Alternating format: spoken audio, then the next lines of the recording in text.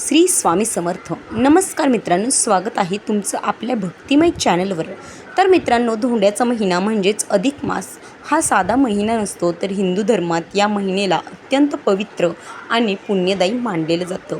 असं म्हणतात की या महिन्यात केलेली भक्ती, जप, दान आणि सेवा यांचं फळ अनेक पटीनं मिळतं. पण याच महिन्यात काही अशा चुका आहेत ज्या नकळत अनेक लोक करतात आणि त्यामुळे घरात सतत नकारात्मकता, आर्थिक अडचणी, मानसिक तणाव आणि अशुभ परिणाम दिसू लागतात. आजच्या व्हिडिओमध्ये आपण जाणून घेणार आहोत की धोंड्याच्या महिन्यात चुकूनही करू नका ही 7 कामे.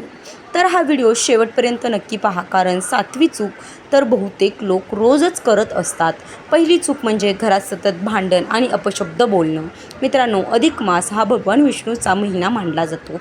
या काळात घरातील वातावरण शांत आणि सकारात्मक ठेवणं खरंच खूप गरजेचं असतं.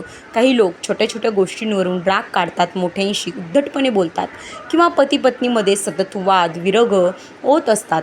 गरुड पुराणानुसार ज्या घरात सतत कलह असतो त्या घरातून लक्ष्मी हळूहळू निघून जाते. म्हणून या महिन्यात शक्य तितकं शांत राहा. श्री स्वामी समर्थ किंवा ओम नमो भगवते वासुदेवाय या मंत्राचा जप करा. अन्नाचा अपमान करणे. 2 नंबरची गोष्ट म्हणजे सतत अन्नाचा अपमान करणे ही चूक टाळा. अधिक मासात अन्नदानाला विशेष महत्त्व दिलं आहे, पण आजकाल अनेक लोक ताटात उरलेलं अन्न फेकून देतात. लक्षात ठेवा, अन्न म्हणजे अन्नपूर्णा देवीचं रूप आहे. धोंड्याच्या महिन्यात अन्नाचा अपमान केल्याने घरात पैशाची कमतरता आणि मानसिक अस्थिरता वाढते असं मानलं जातं. म्हणून जितकं हवं तितकंच वाढा. भुकेल्याला अन्नदान करा, पक्ष्यांना दाणे टाका. तिसरी गोष्ट म्हणजे रात्री उशिरापर्यंत नकारात्मक गोष्टी पाहणे.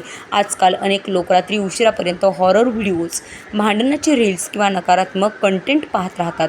अधिक मासात मन जितकं शांत आणि सात्विक ठेवता येईल तितकं चांगलं, कारण या काळात मनाची ऊर्जा खूप प्रभावी असते.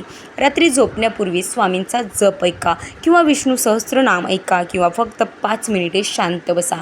चौथी गोष्ट म्हणजे गरीब आणि गरजू लोकांचा अपमान करणे. मित्रांनो, ही तर सर्वात महत्त्वाची गोष्ट आहे, कारण धोंड्याच्या महिन्यात तरी तुम्ही गरजू लोकांचा अपमान करू नका. धर्मशास्त्रांमध्ये सांगितलं आहे की अधिक मासात केलेलं दान अनेक जन्माचं पुण्य देतं, पण काही लोक गरीब व्यक्तीकडे तुच्छतेने पाहतात. मित्रांनो, स्वामी भक्तांनो, देव कोणत्या रूपात भेटेल हे काही सांगता येत नाही किंवा ते कोणीच सांगू देखील शकत नाही. या महिन्यात एखाद्याला अन्न द्या, कपडे दान करा किंवा फक्त प्रेमाने बोला, हे सुद्धा मोठं पुण्य आहे.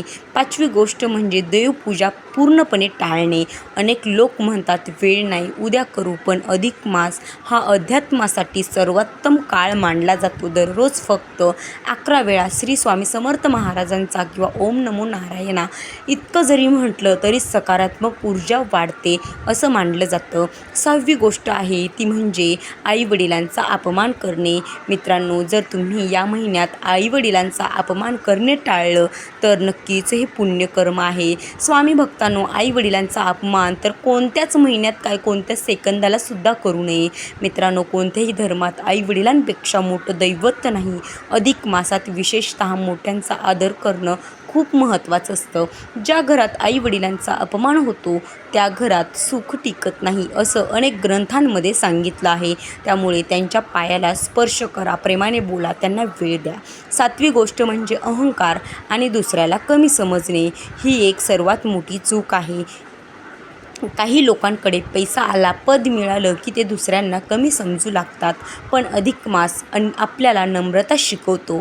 आज जे आहे ते उद्या नसू शकतं. स्वामी समर्थ नेहमी सांगतात, भिवू नकोस, मी तुझ्या पाठीशी आहे, पण त्यासाठी मन नम्र असणं अत्यंत आवश्यक असते. मित्रांनो, धोंड्याचा महिना हा भीतीचा नाही तर स्वतःला बदलण्याचा महिना आहे. या महिन्यात जर आपण चांगले विचार, चांगली कर्म आणि भक्ती, श्रद्धा यांचा मार्ग धरला तर जीवनात सकारात्मक बदल नक्कीच जाणवू शकेल.